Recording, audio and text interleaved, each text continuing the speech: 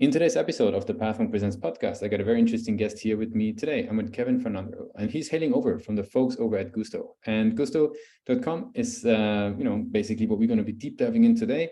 The headline says it's all on the website. Stop waiting for great culture and shape it with recognition. So very interesting use case that we're tackling here today in the HR space. So welcome to the show. Yeah, welcome. Thanks for having me, Lucas. Of course. So maybe for people who haven't heard so much about Guusto yet, can you give them like a quick 360 overview? Sure. So we're a software platform, like you said, in the HR space. And really what we do is we help organizations create better cultures. And simply the way we do that is by helping them reward and recognize their people. Awesome. That's straightforward and straight to the point. Now, who would you say would be, let's say, the sweet spot client? Like, what types of organizations, what size, maybe industries, just to give them a little bit of a feel.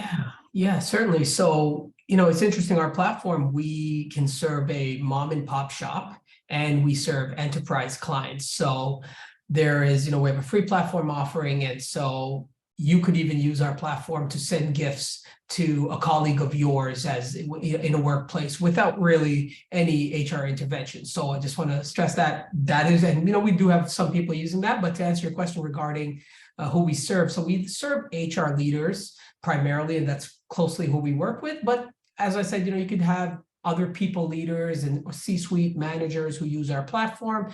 And typically, as I said, we do have a free platform. And so we do work with smaller organizations, but typically we do find that we're working with organizations with at least 200 employees or above with some of our more deeper programs. Good. And what would you say, which individuals or who in those organizations would typically be the ones that then, actually reaching out to you guys and trying to get in touch? Is that, who's the champion or the hero, let's say? Yeah, it's certainly the HR leaders. I would say HR leaders are the ones that are definitely the ones who are bastions of culture, and they're the ones who are usually promoting culture and seeing the benefits of recognizing their people. So certainly them. And as I said, sometimes there are people in the C-suite that do have that vision for the benefits of culture, and so they might occasionally also reach out to founders, C-suite, even some really forward-thinking managers themselves that want to just do more for their people, and really recognize their work. But I would say typically it's HR leaders that we're working with. Gotcha. Very good. Now, how do they find you guys? Like, what's their journey looking like? What are the channels that these guys are going through in order to get in touch? Yeah, so there's a few things, right? And of course, as you all work with helping to improve websites, a lot of what we do does go to our website, of course. But in terms of the channels that drive traffic to the websites, right now we're producing a lot of content, both written and video. And really our goal there is to help organizations really learn about recognizing their employees. And so we're just helping organizations just understand that journey better and understand the benefits. And so we're getting a lot of our clients organically. So I'd say that's one way. Then we have a phenomenal reputation across a number of sites. And so people do move around a lot. And we're getting a lot of referrals as people either move to different organizations or people receive Guusto gift cards. And I can talk more about the specifics of the platform. I'm sure we might get to it. But when people do receive rewards, they might even say, hey, I got this awesome reward at this company, and bring it into other organizations they work with. So referrals are a big part. And lastly, we do some paid investment. We invest in software comparison portals like G2 and Capterra.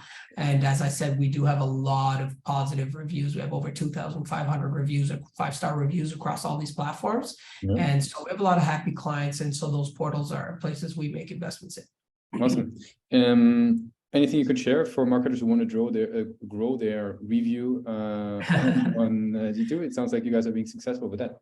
Yeah, so we're doing that kind of two ways. So one of the things we're doing is just frankly, we are putting in the work to just reach out to the end users and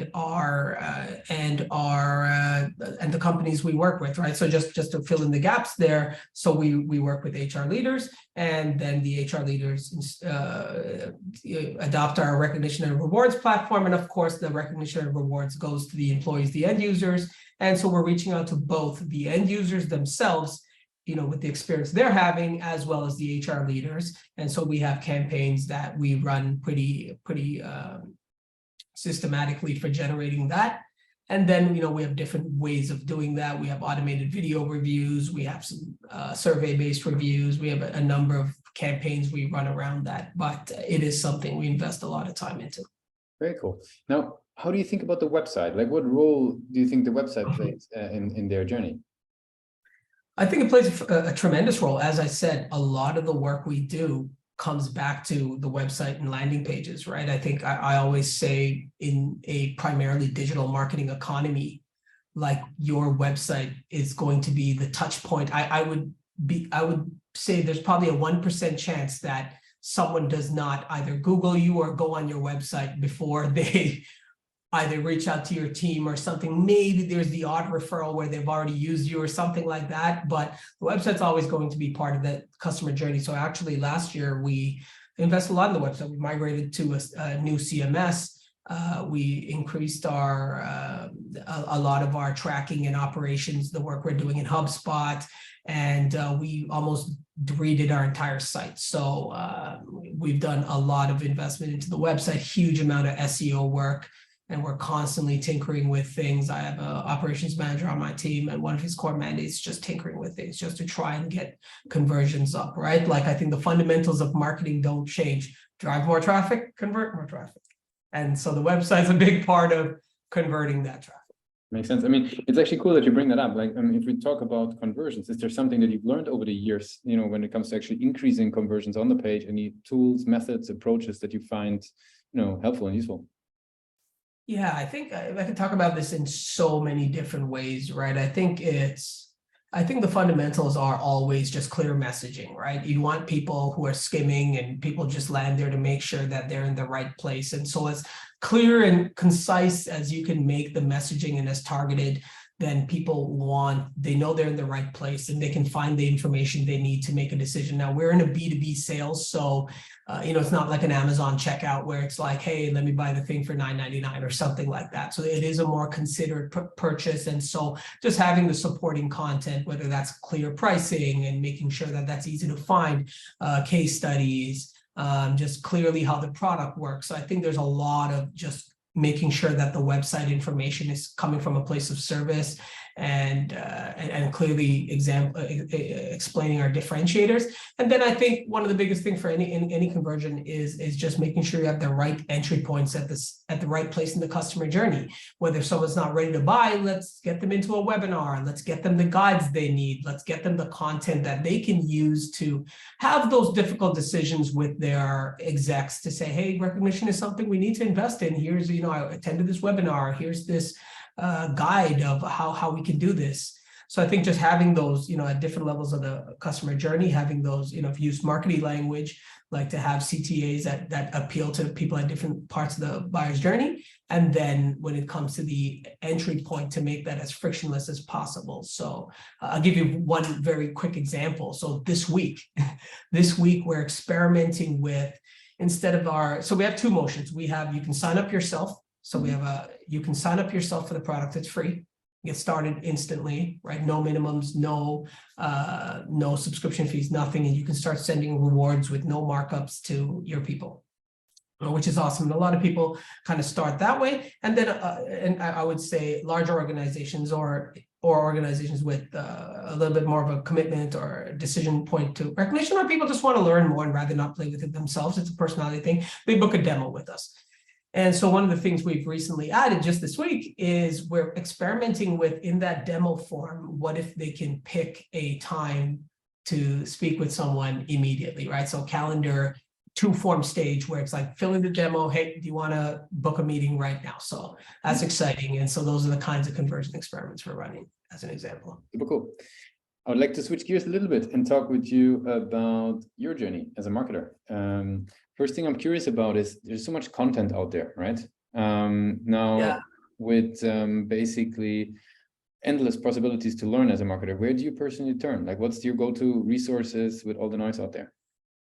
It's a great question. So personally, for me, I learn best by tinkering. So a bit about me, I've been an entrepreneur for forever. And so even now I run a YouTube channel. So, right. So I have things I do, and I personally like to run. You can't see it. I have a green screen on the ground right now that I need to install. And so I like to make content myself. I like to play with things, and I like to, learn from various sources and then go test it out. In terms of where I'm learning from, it's just all over the place, right? There are marketing blogs, there are YouTube videos, there's stuff I see, quick tactics on TikTok. There are just conversations with other marketers. Like I said, I was at an event last week in Vegas, a creator, more of an affiliate slash partnership slash kind of influencer marketing event. And that's something where kind of curious how to apply some of that to B2B. Had some great conversations. So I'm learning in a few different places, but I'd say my greatest learning, books, whatever it is, but I think my greatest learning comes to, hey, let's just take something and how can we, as I always say, like, how can I try this cheap and cheerful, whether that's experimenting with my own businesses because it might be too risky for the organization I work at, right? It might not fit their brand or something. And if it, goes up in flames, it's okay. It's my own stuff, right? Or, hey, if I can fold it into what I'm doing here, how do we run a couple of growth or hacky experiments, on top of the more tried and true tactics? Awesome. Very cool. Last question for today. If today would be your first day joining Guusto, what's the one advice you would give yourself? Yeah, it's a great question. So, with the hindsight, I'm going to go a little bit specific, right? I'll go a little bit specific. With hindsight, I would probably not. So one of the things one of the channels I tried was investing in associations and publications, right? So I always say, it hasn't changed in 2,000 years. The market is a place, right? If you're a fisherman, and you want to sell your fish, you go to the town square and sell it because that's where the people are, right? So you fish where the fish are, as it is. And so when I started, I was like, hey, you know what? I've used it in other industries. And so I said, let's do some work with associations and publications. There's these HR associations, HR publications. If I do some sponsored media there, might work out. And so while it did work out, we put a lot of cycles into it. I would say, it didn't work out as much. And I think it's because there is a time and place, right? I think different products are in different parts of the journey. And I think recognition and appreciation is in its growth phase. And it's not like an applicant tracking system or something where it's just table stakes. But I think that's also the opportunity, right? So I think I've shifted to be a lot more educational in terms of let's let people understand all the benefits of recognizing their people. And so there's channels that are better able to be in an educational motion. Awesome. Kevin, thanks a lot for being a guest on Pathway Presents. Yeah, definitely. Could I, hey, I'd be remiss if I didn't do a plug. Could I do that? Actually, I was about to say, basically, I was about to ask you so that, as we're wrapping up today, basically what I would love to do is give you the last word. And if people would forget everything that we discussed today, what's the one thing they should remember? Awesome. Yeah. So I think, if you are a people leader, an HR leader, recognition is one of the easiest wins you can put up on the board. It's easier than rolling out like a big benefits program or so many other initiatives. And so with us, like I said, you can start for free. You can just sign up and you can start sending rewards and to your people, and there's no markups, there's no confusing points, there's no catalogs. Like if you send $20, they get $20. So even with a tiny budget, you can pilot a program and just start sending recognition. Even if you're a manager and HR doesn't want to do this, you could just start. If you have 5 employees, hey, just start sending recognition to them, because as a manager, as a people leader, there's not a lot of levers you can pull. You can't give everyone a raise, you can promote everyone, right? But this is one of the really few ways where you do have something in your tool belt. So again, you can just head over to Guusto.com, Guusto.com, sign up for free, and we really can help you do a crawl, walk, run approach where you can start for free and scale all the way up.